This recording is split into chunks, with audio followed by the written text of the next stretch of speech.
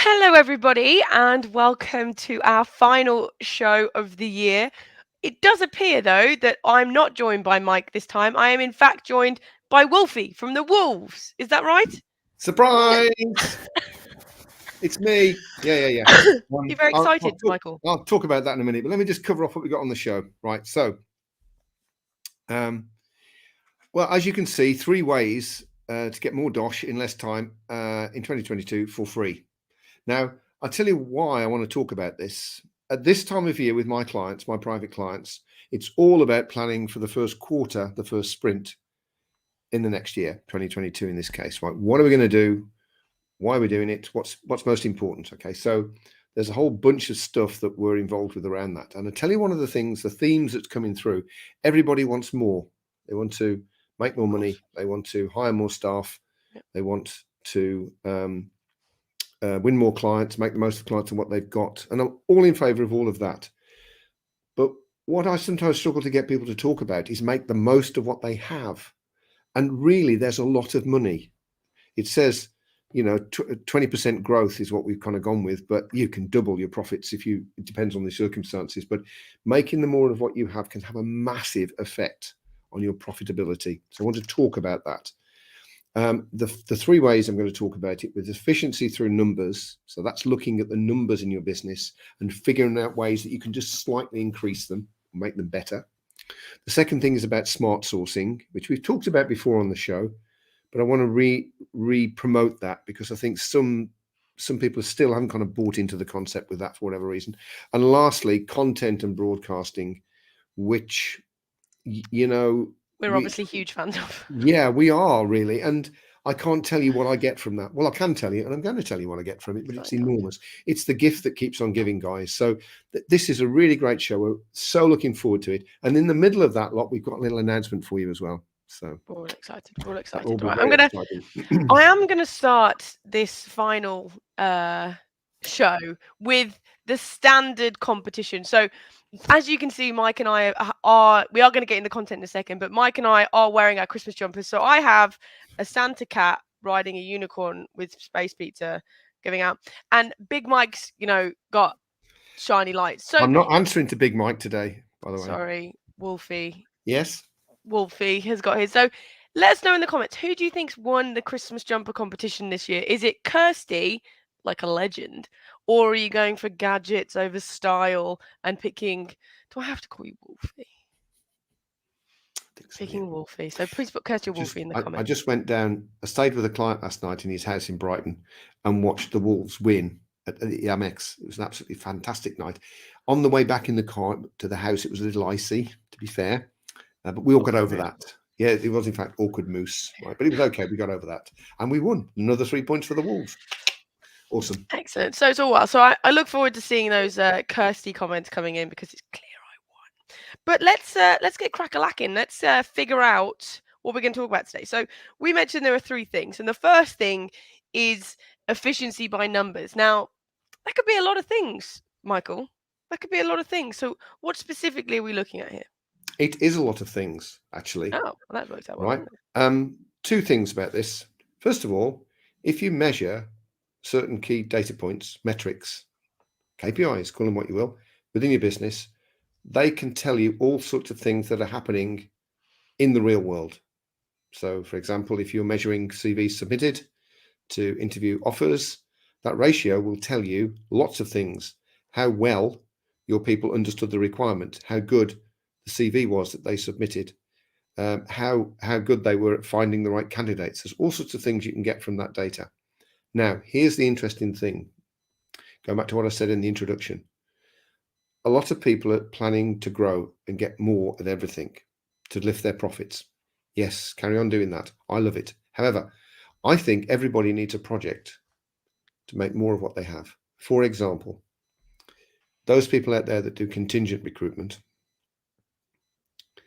the average placement ratio for contingent recruitment used to be 1 in 5. They tell me in the modern era it's closer to 1 in 7. So you work on 7 vacancies, but you only make a placement at 1 of them. In other words, you work a 7-day week, but only get paid for Sunday. It's madness.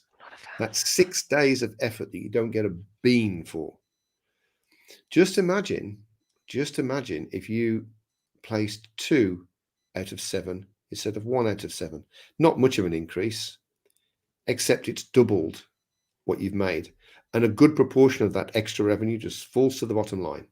Okay, no extra costs at all, just be more efficient at what you do.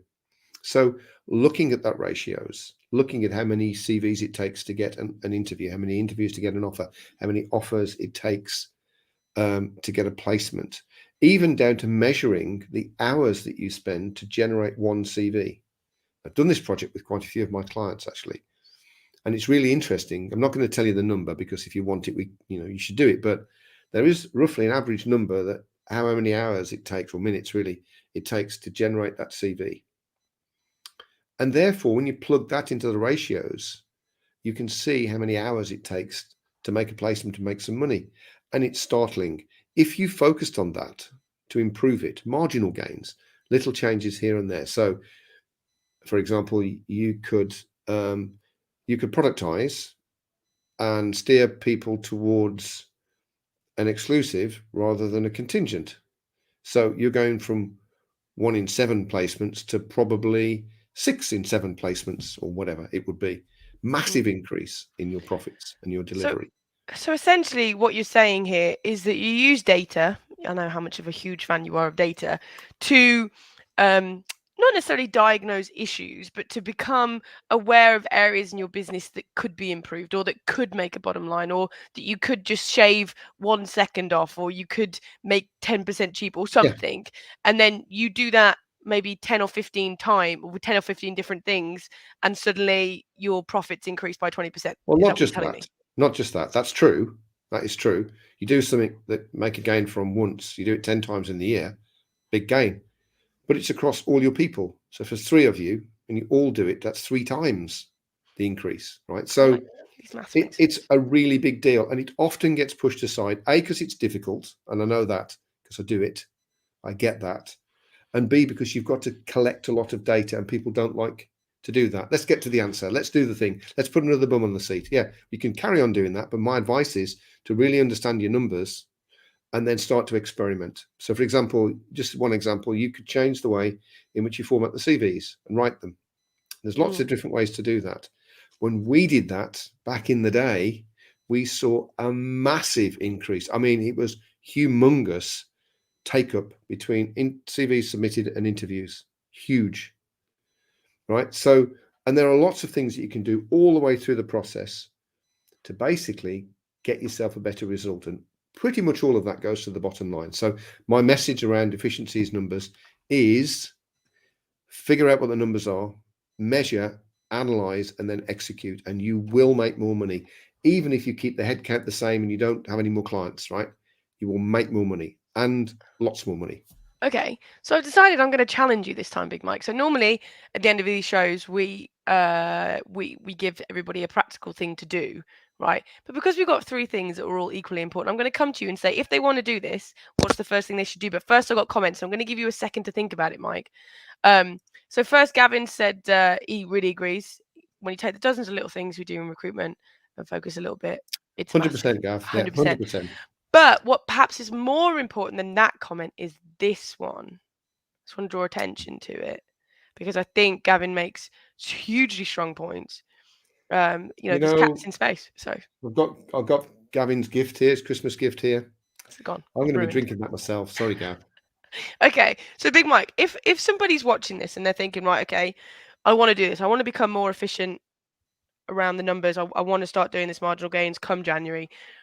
What can they do either between now or then, or when January kicks off, that will help them? What's the first thing that you do with this? I'm going to give 2 things actually, right? This is the first thing. Accept that there is a big chunk of growth in profit, not in turnover, although obviously turnover as well to a certain extent, but there is a big increase in profit by doing this. Huge, right? That's the first thing. Once you've convinced yourself of that, you'll take yourself a lot more seriously. That's the first thing. The second thing is study those ratios. Now, in practical terms, get a spreadsheet. If you might have a CRM system that does all of this, and that's fine. But if not, get a spreadsheet and just log all the requirements that you have, the company therefore, the number of CVs that you submit, interviews, offers, placements, and then outcome. So you log filled by you, filled by competitor, filled by the client themselves, went away, just closed down for no reason, no one filled it, or possibly it changed so much that it became a new requirement. And then begin to log that. Also, 3 things then. Also, honestly, for 1 month and 1 month only, just log your time. Just log how much you're spending on each of those activities so that you can do some real analysis, because when you do that, it's pretty scary how much time is wasted, not because you're squandering it, because you're doing stuff that doesn't generate money. So that's that. Does that answer the question for you? I think so. I think it does. Okay, so let's move on to the second point, which is smart sourcing. Now, we've spoken about smart sourcing before, but let's pretend it's December and it's like a week before Christmas, and some people's brains may have already started logging off. So could you just remind, obviously the viewers, not me, the viewers, could you remind them what smart sourcing is?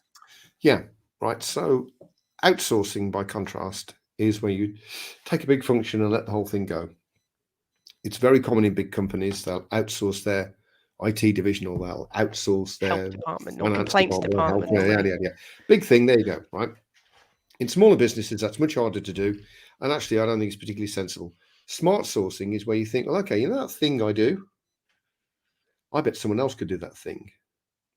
So you're thinking about almost at task level rather than function level. And that's what smart sourcing is. And you think about the solution, whereas you can only outsource your IT to one company, because you can't send it to more than one person. You can actually send tasks to different people because they're the best person for them to go to. So you're building a virtual team. That's what it means. And personally speaking, I think that you might say, well, okay, Mike, you said this was free.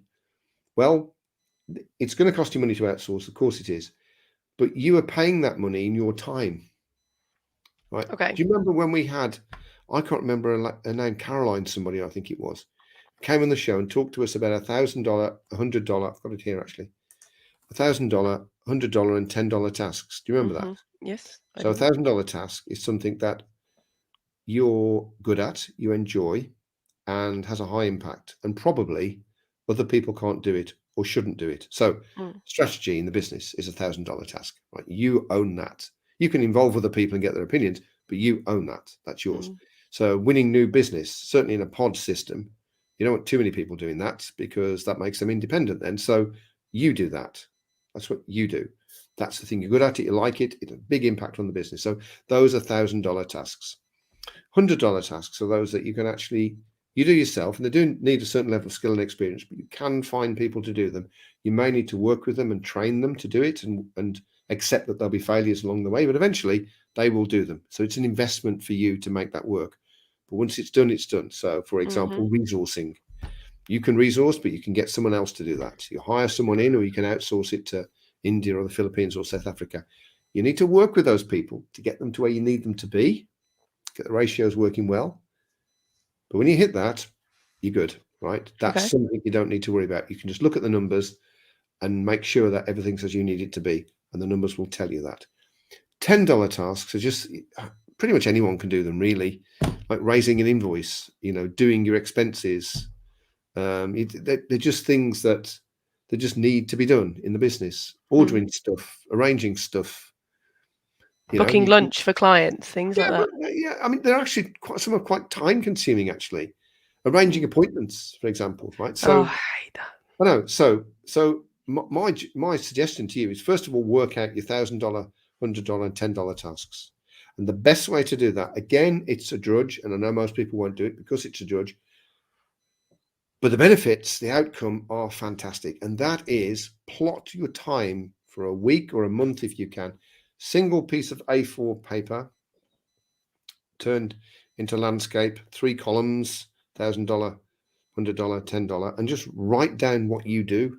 You don't even have to log the time necessarily. No need to do that.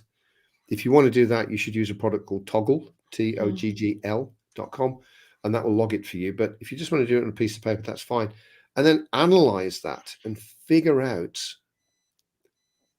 what can go where. What can you get rid of? We've got this saying, really, I've had it for years, really: delegate everything to the lowest possible pay grade. In other words, don't do something that makes you a very well paid version of that role. Yeah. Give it to somebody who gets paid for that and they can do it and they do it to a really good value and a good standard, and let them do it.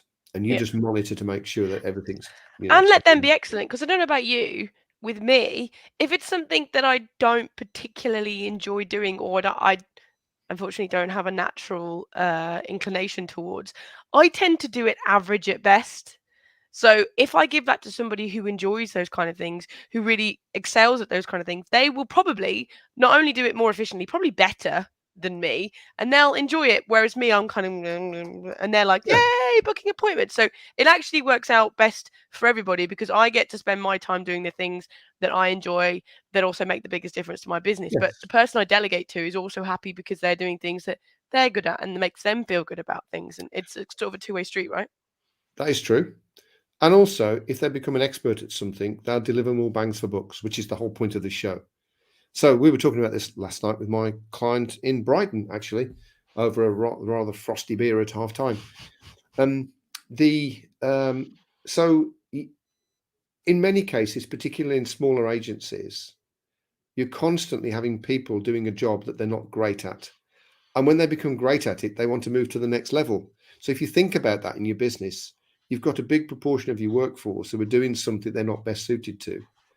And they may even move to their, what do they call it, their level of incompetence. They move to something they can't really do, so you can't move them any further, but you're afraid to move them back. This is not a way to run a business that you want to milk every single dollar out of it, right? The idea is to get people working at something and make them fabulous at it.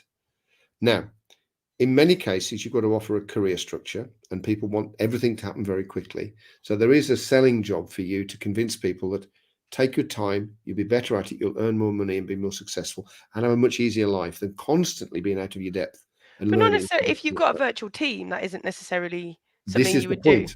This is the point. Many people in a virtual team have found their niche and they like it. They don't want to move on. So if you can outsource stuff, you can have people who are professional assistants, like a PA, except they're a VA. So they'll do a lot of that, setting up meetings and appointments and buying stuff and doing things and getting things sorted out. So they'll just do it. They like doing it. It's all they ever want to do.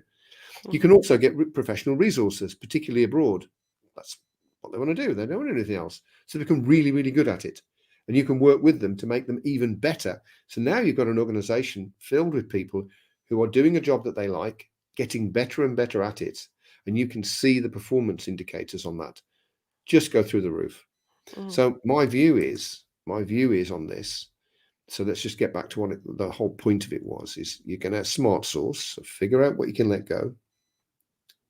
Try and shift as many of the $10 tasks as you can. Get rid of them all if you can.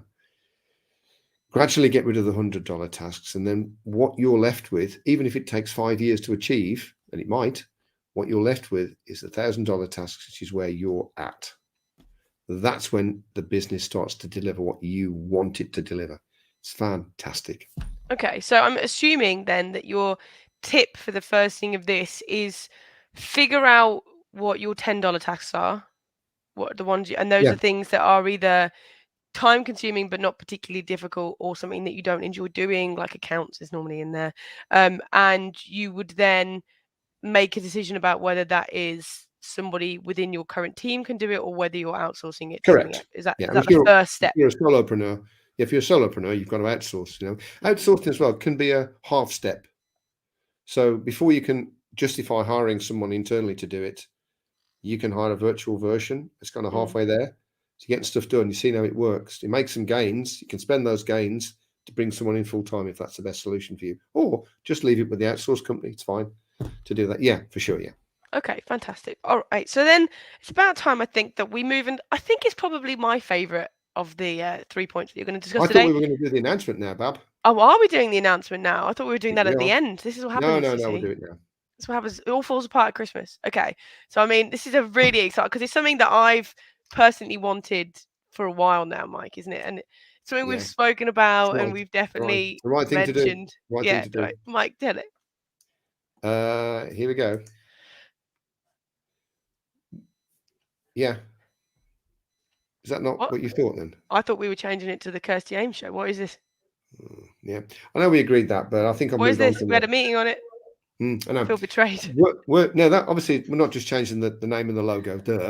The real focus of this show and pretty much everything that we do now is going to be on these people. We're going to work with owners of small. I mean, we pretty much do work exclusively with owners of small recruitment firms. What we want are those people that want to create a cash cow lifestyle business. Mm-hmm. That's what they want. Now, they may want to scale for sale and sell in the future. That's fine.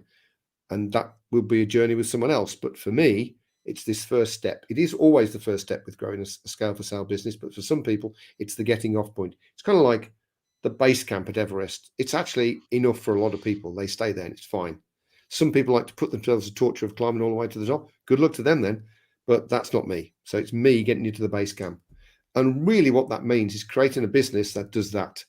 Delivers income and free time, which together is kind of the lifestyle, really. Job satisfaction. So just what we were talking about, really. Getting rid of the $10, the $100, just leaving with $1,000. And that financial security, all important. So at some point, when you're not too old, you can say, I've had enough and I'm leaving. So pretty much everything we do on this show, all of the content that we produce really will be focused on those people to achieve that thing. And what that means in real terms, and you've seen these before, it's our 7 pillars. So everything we do will map into those 7 pillars. So I'm not going to go through them. You've seen them all before. No. You're not here to do that. But if those appeal to you, and if you're one of those people, then this is the show for you, because that's what we're going to do. I do want to mention as well, we do have some viewers who aren't in that criteria, don't necessarily meet that criteria fully. Now, it's not to say that you're not still going to get value from the show. You will obviously always, but it just means some of the examples that we use are going to be more focused and things like that. So there's still value for you. Yeah, our old friends can still log in. Stick with us. Everything that we talk about is transferable. I've done these 7 pillars with an aircraft company, several manufacturing companies, quite a few software development and product businesses. They just work in scalability, but the examples and the things that we talk about will be recruitment, because that's the market that we deal with now. Mm-hmm. Perfect. Okay, so I mean, I'm devastated, obviously, that we're not going forward with the Kirsty Ames Show, but I understand why. Well, if the viewers want that, if they ask for it, hey, who knows? Come on, guys. Get a view account. I think if you've got a view account, if you reach 1,000 likes, man, it's your. I can do that. Yeah. Put my mind to it. I can do that. Okay, fantastic. So that's our announcement, and we look forward to sort of kicking that off next year. But we still have a show to continue with. So, Big Mike, let's go to our and as I said, probably my favorite one of them, which is the content and broadcast, which is obviously something that here at Flair we are big fans of. We are big fans. The deal with content is, that's what I like about it. The theme of this show today is about getting more for less. Okay, you've got to invest some time to build a piece of content. I get that. But once it's there, it's there. It's out there. It's working for you, even while you're asleep. If it's online, people will find it. If you've sent it to people, they will read it. They may send it to other people. There is this idea. It's called a leveraged activity. A leveraged activity means you've produced it once, but it keeps on working for you. It leverages what you've done. And there is no better way, particularly in new business development and client care as well, those 2 pillars. There is no better way than really good content, and of good content, broadcasting, this kind of thing. This is what I would call 3-dimensional content, because you can interact with it. And not only can you interact with it now, you can continue to interact with it by putting comments on this post forever, really. And if you're watching this and a recording on Sunday night, then you can still put your comments in and I will react to those. So this is kind of an important point, I suppose, is that don't be afraid to be a broadcaster. The easiest way, if you don't want to do something live like this, and by the way, I think they're letting LinkedIn Lives, pretty much anybody have one now, aren't they? I think so. I think they've sort of let it out. So if you want one of these shows, you can have one. But what we're going to do with this show from January is strip off the audio and put it onto our Recruitment Unpacked podcast.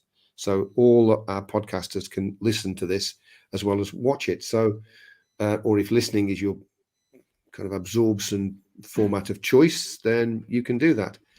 But you could just produce one podcast a month for 12 months, just interview someone in the space and ask them the same questions over and over again. And do you know what? People will find it and listen to it. Because they'll get value from it. Yeah. Plus, you don't know what it's doing for you. You in social media, in most cases, people measure themselves on views and likes and comments, and that's fine. That's all okay. But there are loads of people that just see something, never comment, never share, never like, but it goes in. Oh, the amount of people that we meet or I speak to that say, "Oh, I've seen your show," and they're very, very friendly and personable with me because they feel like they know me. Those early stages of a relationship, they're always the most awkward. You sort of pass it, you sort of just skip it a little bit, hop the queue, as it were. Yeah. And it's truly one of the most powerful things that we've done in We ages. ran a masterclass in town on the day I caught COVID. Anyway, someone came and we didn't know. I had no idea where he came from, actually, weirdly. I think he saw an advert, but he saw a LinkedIn advert, actually, that we produced, put out there. And he was talking to us. Remember, we went round and said, well, why are you here? And he said, what did he say? He said, did he watch? What did he say? He said, He watched all of our videos on YouTube, and we've got a fair few of them. And he watched pretty much all of them, and some of them we hadn't thought about in like 2 years. But he watched them and felt like he knew us, and he would mention things to us in conversation that happened like 2.5 years ago on videos. It was it was surreal, really. He was critiquing videos I'd forgotten about. It's like, oh yeah, you got a good point there. I don't remember that video, I'm afraid. So, but we had no idea. We had no idea. So to produce content to put out there, to reuse in the sales cycle. So now, increasingly, because we've got so many videos on the YouTube channel, I can be talking. So I had a coaching session this morning. Okay, one of my private clients, just before the show, we were talking about a share option agreement, and I said, you could probably do one of those. Been thinking about it for a while. What do you know? Not very much. Did you watch the show on it? Well, I didn't. I missed it. So I just quickly, even just before the show started, I sent a link to that video. Right. So it's saving me a whole load of time and effort. He's getting something from it. I'm getting something from it. And that recording is being used over and over again. This is what content will do for you. Good quality content. You don't need too much. You don't need to be mad like us, produce something every week, but you just put stuff out there, the right stuff. It works over and over again. It's a leveraged activity, like all of these things. Very cool. Yeah, I would say 2 things on it as well. Number 1, it gets easier the more you do it, because your brain sort of automatically goes, that would be good. Or you're having a conversation with someone, you think that would be a great, blog, video, whatever it would be, podcast. So the more you do it, like most things, the better you become and the more efficient you become at it. But I also do know that if I don't mention this, Pete, who's probably watching out there in the ether, would probably kill me. It has to be value added content when we're talking about this. Is we rarely, if ever, sell on this. And even if we do, we normally mention something. A lot of this content is value added. If you sell, sort of. What you mean by that is putting at the end, oh, by the way, if you need to know anything, come and see us, ring us up. It's fine. Really? But if you're doing a whole show, like, or if you really do that every single time, or you go, we can do this service as well, call us on it. Now, I have to say, because I was criticized for this, one of our clients, they actually said we should do it more. Yeah, I've had that occasionally. We will not upsell. We say, if you want us to do this, we can do this for you, because we can. It's fair enough. But they said we should track back to what we do even more, but we've chosen not to. We may in the future, but we really don't do that much now, and that's the way I like it, to be honest. Yeah, we like to add a lot of value to people, and we've had a couple of comments. So Dominic says some excellent points. Why, thank you, Dominic. Thank you, Dominic. Thank you very much. We had an interesting comment here from Martin Drake, which again kind of reinforces that broadcast element of content, and things that you can. Thank you, Martin. And we didn't send Martin £5 to say that. I did, however, send him £5 to say that. Oh, the Kirsty Ames Show. One day. One day, Martin, there will be a Kirsty Ames Show, and Mike Ames will rue the day. Yeah, fantastic. Fair enough. Okay, so I mean, Big Mike, with all of this, let me just sort of summarize what I think this is first of all, we're focusing on less. We're focusing on efficiency. So taking what you've got and making the real most of it. So you can do that by numbers. So you can look at ratios of your business, whether that's, CVs sent across, interviews got, whatever it might be, And you can take that and make that more efficient. So instead of it being 1 out of every 4, it's 1 out of every 3. And that's quickly starts to benefit your bottom line. It quickly starts to Right. Either become a data freak or engage with somebody that is a data freak. Which So when leads Henry me- Ford did it back in the day, he's not really into that. He hired a guy called Frederick Wilson that did that for him, became a data freak, and was shaving a few seconds off here and a few seconds off there. Because when all those seconds are added together, it's a huge saving. Yeah, which leads me very nicely onto smart sourcing, which is essentially about being efficient with your time as a leader. So there are certain tasks, $1,000 tasks that only you can do, and that only you should do, really, which are fine. Then you've got the $100 task, which you can do, and right now you can probably do more efficiently than somebody else because it takes time to train, but ultimately it's a good plan. And then you've got £10 tests, $10 tasks, which are just nonsense, really. And what you can do is you can figure out how you delegate that. So it could be that you've got people in your team already, or you want to hire a permanent person, which is fine. Or it could be that you outsource it to a virtual team, so a VA or a virtual resource or whatever it might be. So you need to figure that out, because whilst it does cost you money in the short term, because you have to pay them, it ultimately saves you money because your time is more efficient, which because means, of that. you can do. You delegate everything to the lowest possible pay grade. I know people that run a business, and they're, in some cases, for some time of the day, they're a very well paid administrator. Why would you do that? Nobody wants that. Nobody wants that. And then finally, you've got that content and broadcast. Now, the true power here lies in the fact that that content and those broadcasts are out there forever, at any time, no matter what time somebody's watching, anytime somebody checks you out because you've tried to, they're a prospect of yours and you're developing that relationship, they can go and see that you have all of this knowledge, all of this value. It's an excellent way of endearing people to you. It's an excellent way of encouraging people to interact with you. And it's an excellent way of sort of getting yourself out there, which is always helpful, I think, when you're in a sales process. Yeah. So, Big Mike, as always, we've gone through this, and we have done it sort of slightly as we've gone through as well. But the final thing, if somebody's wanting to do this, so 2022, they are going to make more money with less time. That's what they're going to do. What is the first thing that they do now? Well, you can do this. If you've not done this already, if you've done it, do something else that we mentioned today. But if you've not done this already, you can do this before the end of the year. So you've got a week left. Just do this. Dead simple. Test out smart sorting with Fiverr.com. So if you've written something, a post, a piece of sales collateral or something, whatever, go onto Fiverr, find somebody that's a copywriter, negotiate a deal to rewrite it, 20 quid or something, whatever it'll be, and get them to do it. And even if it doesn't work the first time, do it a second time and a third time. Eventually, you will find somebody that writes better than you.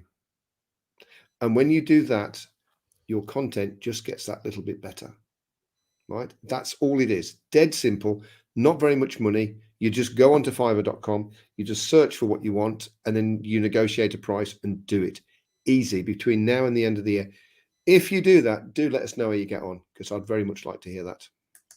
Yes, we would. And I'm gonna, for the round off, I think we should come back to us. And I don't know about you, Big Mike, but I'm very, very grateful to everybody who's been watching us these last 12 months. We have been going for over a year now on the SDM's Mike Ames Show, and it's one day. And I think it's been we really enjoyed doing it, do we not? I enjoy it a lot. We've got someone coming on the show next year who's done amazing work on automating sales. Amaze balls. So much so we might make it a webinar, actually. Anyway, I was telling about live. Oh, no, live. Oh, no, we want to record it. No, live is brilliant because you can interact. It's a bit scary if you get it wrong. The adrenaline makes your performance better. So another reason to broadcast. Not that I'm pushing broadcasting, obviously, guys, but hey, but yes, I am incredibly humbled that people tune in, week out, and that get something from this. And that's all we want. That's all we want you to do. In 2022, it's going to be a great year. And we are going to do much better, all of us, than we did in 2021. And we'd like very much to be part of your world and help you as best as we can. Yeah. Thank you very much, guys. See you next year. Merry Christmas. Yeah, Merry Christmas, one and all.